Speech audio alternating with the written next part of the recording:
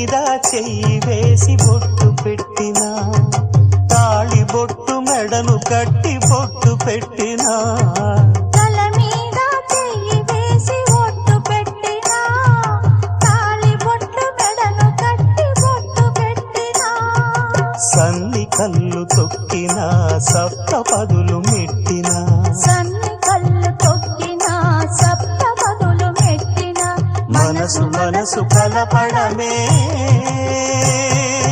మంత్రం పరమార్థం.